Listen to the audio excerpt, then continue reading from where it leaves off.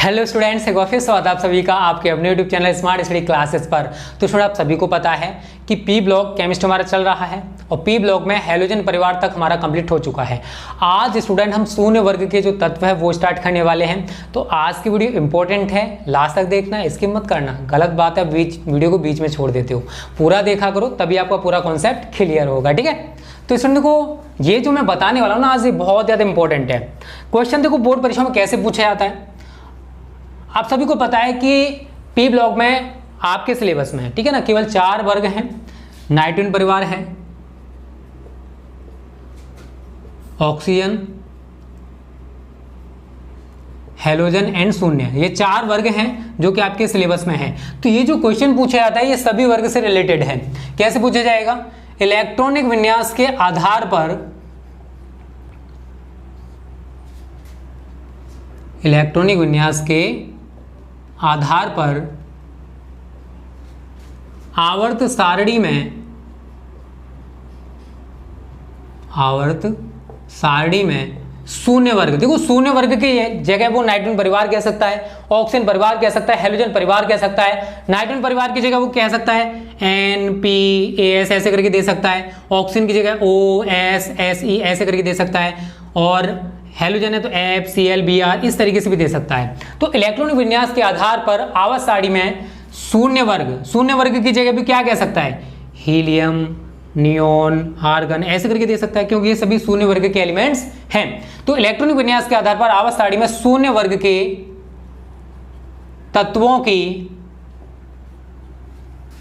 स्थिति की विवेचना कीजिए, स्थिति की विवेचना कीजिए। मतलब आवर्त सारणी में हमें बताना है इलेक्ट्रॉनिक विन्यास के आधार पर कि इन सभी एलिमेंट्स को आखिर शून्य वर्ग में ही क्यों रखा गया है। तो इसके लिए स्टूडेंट आपको करना क्या है? आंसर डालोगे, ठीक है। तो यहां पर सबसे पहले लिखना है आवर्त सारणी में स्थान, आवर्त सारणी में स्थान, पोजीशन इन पीरियडिक टेबल। अब पीरियडिक टेबल में जो शून्य वर्ग है उसको कहाँ रखा गया है? अगर आप लॉन्ग फॉर्म पीरियडिक टेबल की बात करोगे तो जो जीरो ग्रुप है आखिर है कहाँ? हैलोजन के बाद है, हैलोजन के बाद है, लेकिन फर्स्ट पहले वर्ग से पहले है। कैसे? अभी आपके समझ में आ जाएगा कि मैं क्या बोलना चाहता हूं। तो यहां पर लिखोगे शून्य वर्ग के तत्वों को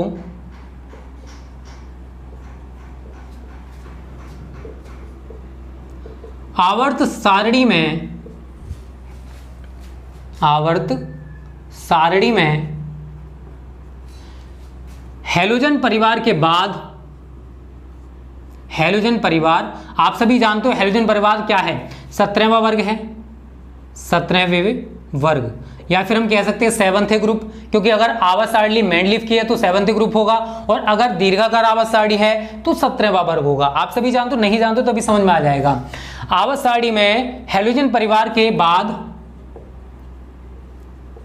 तथा क्षार धातुएं, आप सभी को पता होगा जो पहला ग्रुप है या फर्स्ट ग्रुप है उसमें जितनी भी धातुएं हैं सभी क्षार धातुएं कहलाती हैं। क्षार धातुएं पहला वर्ग, या फिर अगर हम आवर्त सारणी जो मैंडलीफ के उसके अकॉर्डिंग देखेंगे तो फर्स्ट वर्ग, ठीक है ना। तो क्षार धातुओं से पहले रखा गया है। आंसर बता रहा हूं आपको किस तरीके से लिख के आना है। तो जो जीरो ग्रुप के एलिमेंट्स हैं, जो शून्य वर्ग के तत्व हैं, उनको आवर्त सारणी में हैलोजन जो परिवार है उसके बाद और क्षार धातुओं से पहले रखा गया है। अब मैं आपको यहां पोजीशन बताता हूं कैसे आपको बना के आनी है पोजीशन। इस तरीके से आप टेबल सी बना लोगे छोटी सी, ठीक है। अब बीच में तो आपको दिखाना है जीरो ग्रुप। कौन सा जीरो ग्रुप? या 18वां वर्ग कह सकते हो, 18वां वर्ग है, या फिर शून्य वर्ग कह सकते हो, ठीक है। 0 इधर दिखाओगे 17 या फिर 7th A, ठीक है ना। मैं जो बोल रहा हूँ वो लिख लेना अगर दिखाई ना दे रहा हो तो। और यहाँ पर स्टूडेंट हमारा पहला वर्ग जिसको कहते हैं फर्स्ट ए ग्रुप, क्या कहते हैं इसको? First A group. तो अगर मैं कहूँ कि जीरो ग्रुप में कौन कौन से एलिमेंट्स रखे गए, कौन कौन सी धातुएं हैं, या ये धातुएं नहीं गैसेज हैं सारी की सारी, सॉरी, ठीक है ना, ये धातुएं हैं। अब जो जीरो ग्रुप है उसमें कौन कौन से एलिमेंट्स हैं? तो आप सभी को एक सूत्र याद होगा, हेमा, नेहा और करीना एक्सीलेंट इन रनिंग। ठीक है, ये वाला सूत्र आप सभी को मैंने बताया था। ठीक है, इतना लिख लिया। आप सभी को जो पहला वर्ग है वो भी पता होगा, गलती से पता है नहीं पता, नहीं पता है तो कर लेना तैयार। ठीक है, जो पहला वर्ग है वो है स्टूडेंट हलीना की रब से फरियाद। कौन सा है? हलीना की रब से फरियाद।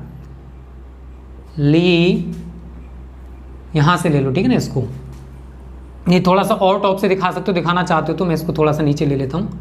ठीक है ना, क्योंकि हा को मैं ऊपर ले लूँगा। ह ली ना की रब से फरियाद। ठीक है, ये हमारे फर्स्ट ग्रुप के एलिमेंट्स हैं या पहले वर्ग के एलिमेंट्स हैं। और जो हेलोजन परिवार है उसमें कौन कौन से एलिमेंट्स हैं?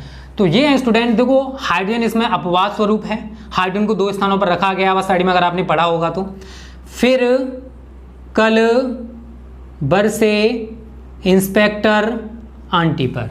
ठीक है, तो आपको सबसे पहले एलिमेंट्स पता होने चाहिए कि कौन से ग्रुप में कौन कौन से एलिमेंट्स हैं। तो ये सारे हाइड्रोजन परिवार के तत्व हैं, ये सारे शून्य वर्ग के तत्व हैं, और ये सारे के सारे फर्स्ट वर्ग के एलिमेंट्स हैं, पहले वर्ग के तत्व हैं।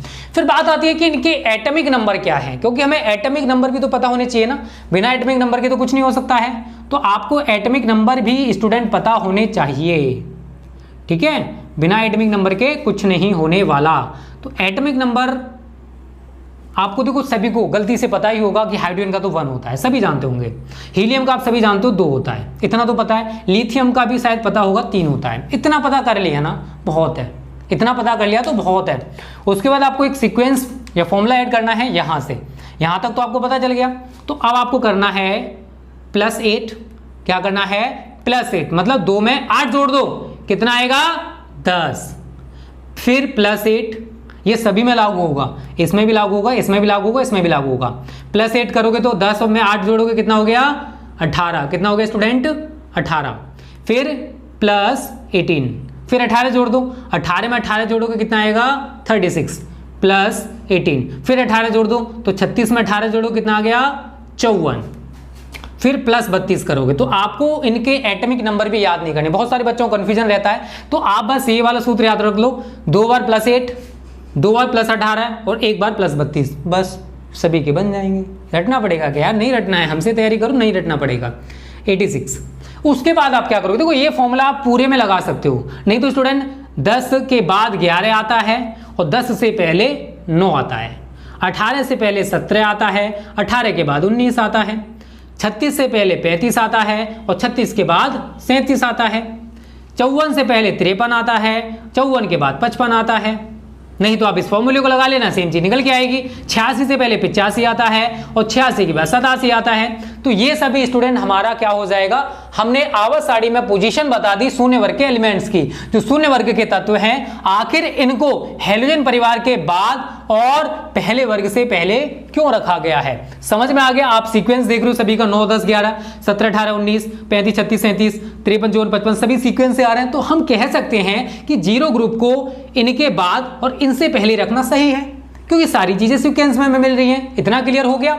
ये तो हमने आवर्त सारणी में केवल इनकी पोजीशन बता दी कि किस प्रकार से इनको रखा गया है। फिर इनके कुछ मुख्य लक्षण हैं जिनको हम जानते हैं स्टूडेंट, या मुख्य गुण कह सकते हो, ठीक है ना, फिर पॉइंट्स कह सकते हो, जिनके माध्यम से मैं आपको बताऊंगा कि आखिर इनको 0 ग्रुप में ही क्यों रखा गया है। तो जल्दी से इसका स्क्रीनशॉट ले लो, फिर आगे बात करते हैं। नंबर 1 पहला पॉइंट है, और वीडियो पसंद आएगा तो प्लीज वीडियो को लाइक जरूर किया करो, ठीक है ना, इतना तो कर ही सकते हो स्टूडेंट, ठीक है। अब पहला पॉइंट सामान्य गुणधर्म लिख सकते हो, ठीक है ना, या सामान्य लक्षण लिख सकते हो, जो भी लिखना चाहते हो लिख सकते हो। पहला पॉइंट है नंबर 1, इलेक्ट्रॉनिक विन्यास,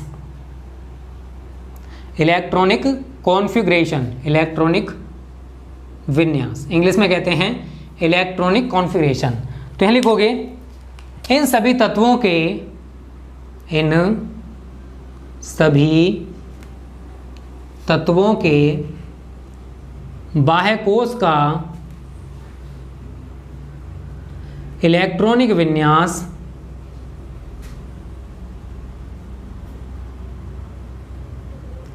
NH2NP6 होता है। क्या होता है? NH2NP6 होता है। अब ये क्या है स्टूडेंट, समझ में आ जाएगा। देखो सबसे पहले आपको जितने भी एलिमेंट्स हैं शून्य वर्ग में वो सारे के सारे लिख लेने हैं।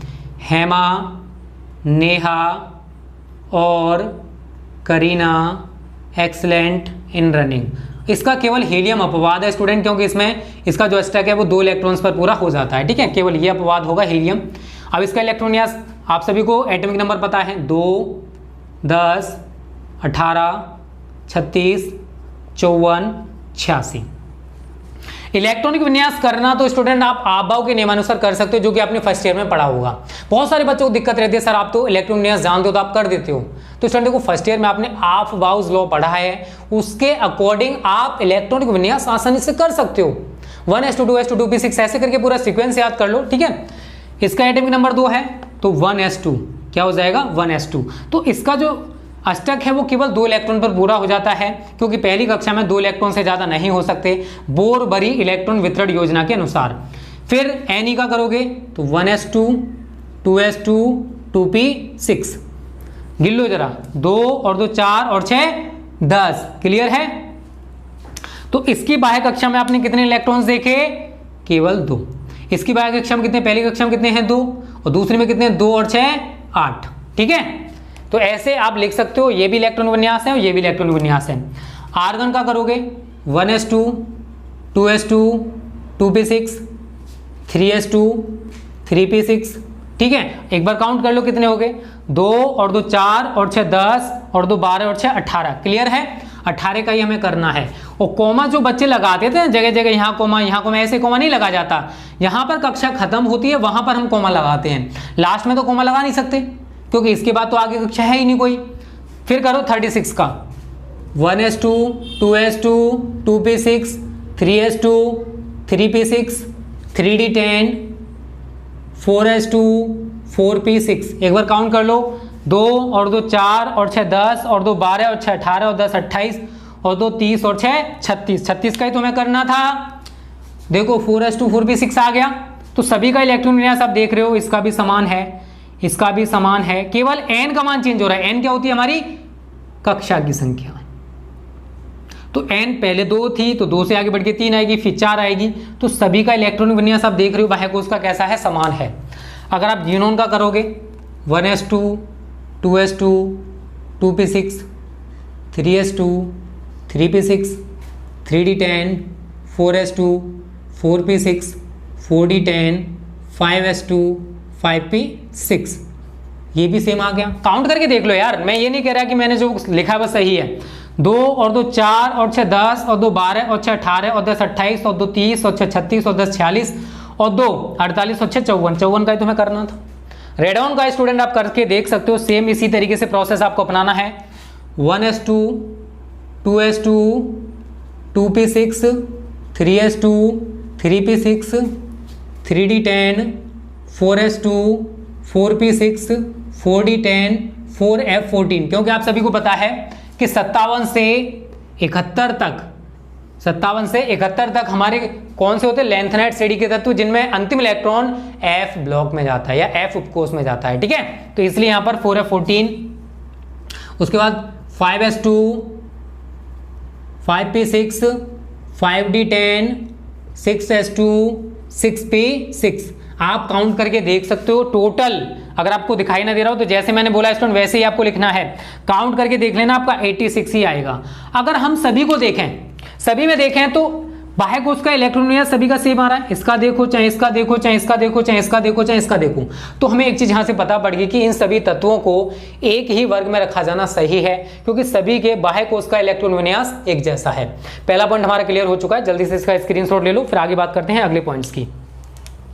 देखो सबसे ज्यादा मैंने यही होता है क्योंकि उसने बोला है इलेक्ट्रॉनिक विन्यास के आधार पर, तो इलेक्ट्रॉनिक विन्यास के आधार पर हमने सिद्ध कर दिया कि जितने भी एलिमेंट्स हैं इस वर्ग में रखे गए हैं उनको हम एक ही वर्ग में रख सकते हैं, क्योंकि सभी के बाह्य कोश का इलेक्ट्रॉनिक विन्यास एक जैसा निकल के आ रहा है। और वीडियो अच्छी लग रही है तो प्लीज वीडियो को लाइक जल्दी से कर दो, और जल्दी 1 या 2 दिन में आपका शून्य वर्ग समाप्त हो जाएगा। फिर इसके बाद ही हम स्टार्ट कर देंगे डी एवं एफ ब्लॉक के तत्व, ठीक है, क्योंकि उसको पढ़ना जरूरी है, वहां से बहुत ज्यादा पूछा जाता है। नंबर 2 दूसरा पॉइंट है आपका संयोजकता, वैलेंसी।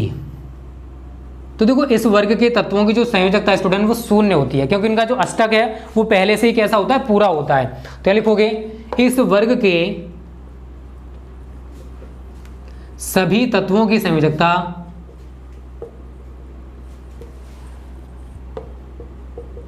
शून्य होती है, शून्य होती है। ठीक है, फिर तीसरा पॉइंट है आपका भौतिक अवस्था, फिजिकल स्टेट, भौतिक अवस्था। मतलब ये फिजिकल की दृष्टि से कैसी होती हैं, फिजिकल स्टेट क्या होती है, मतलब ठोस, द्रव, गैस क्या होती हैं, फिजिकल स्टेट। तो शून्य वर्ग के या इस वर्ग के सभी तत्व, इस वर्ग के सभी तत्व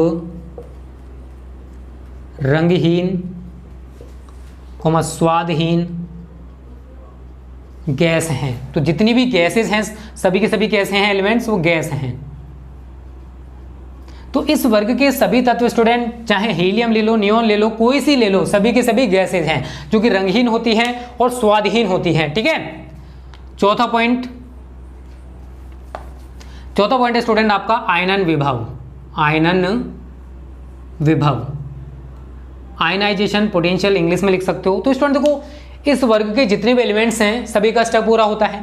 और आयनन विभव क्या होता है कि किसी तत्व के बाह्य कोश से एक इलेक्ट्रॉन निकालने के लिए जितनी ऊर्जा की आवश्यकता होती है उसे हम आयनन विभव कहते हैं। तो जब इनका स्टेप पहले से पूरा है तो उसमें से अगर कोई इलेक्ट्रॉन निकालना चाहेंगे तो हमें ज़्यादा ऊर्जा की आवश्यकता होगी।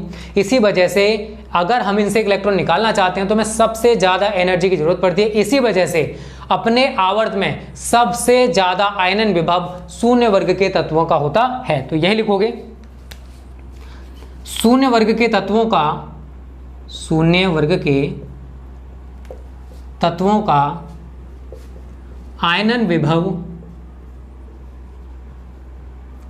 अपने आवर्त में सबसे अधिक होता है, सबसे अधिक होता है। ठीक है, आयनाइजेशन पोटेंशियल सबसे ज़्यादा होता है शून्य वर्ग के एलिमेंट्स का। पांचवा है इलेक्ट्रॉन बंधुता, इलेक्ट्रॉन एफिनिटी, इलेक्ट्रॉन बंधुता इंग्लिश में कहते हैं इलेक्ट्रॉन एफिनिटी। अब इलेक्ट्रॉन बंधुता क्या होती है, तो देखो अगर कोई तत्व है, कोई उदासीन गैस परमाणु है, अगर हम उसमें कोई एक इलेक्ट्रॉन प्रवेश कराएं तो एक इलेक्ट्रॉन प्रवेश कराने पर जितनी ऊर्जा की आवश्यकता होती है उसको इलेक्ट्रॉन एफिनिटी कहते हैं। तो जब इनको इलेक्ट्रॉन की ज़रूरत है ही नहीं क्योंकि इनका स्टॉक पहले से पूरा है तो इनको इलेक्ट्रॉन की जरूरत नहीं होगी। इसी वजह से इनकी जो इलेक्ट्रॉन बंधुता है वो कितनी होती है, शून्य होती है। तो लिखोगे इस वर्ग के सभी तत्वों की इलेक्ट्रॉन बंधुता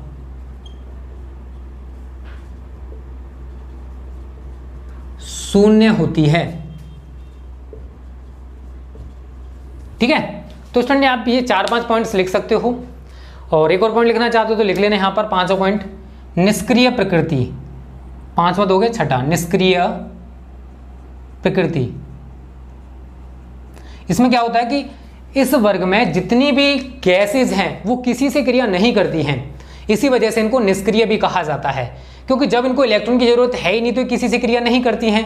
केवल जिनोन एक ऐसा कंपाउंड है, एक ऐसा एलिमेंट कह दो, ऐसी गैस कह लो जो यौगिक बना सकती है, उसको छोड़कर कोई भी यौगिक नहीं बनाती है। जिनोन के यौगिक भी मैं आपको पढ़ाऊँ कौन कौन से यौगिक हैं। एक और पॉइंट्स लिख लेना साथ में, इसमें एक परमाणु गैस है। देखो जितनी भी शून्य वर्ग के एलिमेंट्स हैं वो सभी की सभी एक परमाणु गैस हैं। अब हीलियम ऐसा तो हो नहीं सकता है He2 दिखाऊं, हीलियम को अगर रिप्रेजेंट करेंगे तो He से रिप्रेजेंट करेंगे। अगर हाइड्रोजन को हम कहीं पर भी दिखा सकते हैं तो क्या दिखाते हैं, H2। नाइट्रोजन को दिखाते तो क्या दिखाते हैं, N2, क्योंकि ये द्विपरमाणु गैसें हैं। लेकिन जितनी भी शून्य वर्ग के तत्व हैं वो सभी की सभी एक परमाणु गैसें हैं, अर्थात उनको HENEAR ऐसे करके दिखा सकते हैं। ऐसा नहीं He2 Ne2 ऐसे करके दिखाएं, नहीं दिखा सकते। तो ये स्टूडेंट 6-7 पॉइंट्स मैंने यहाँ पर बता दिए।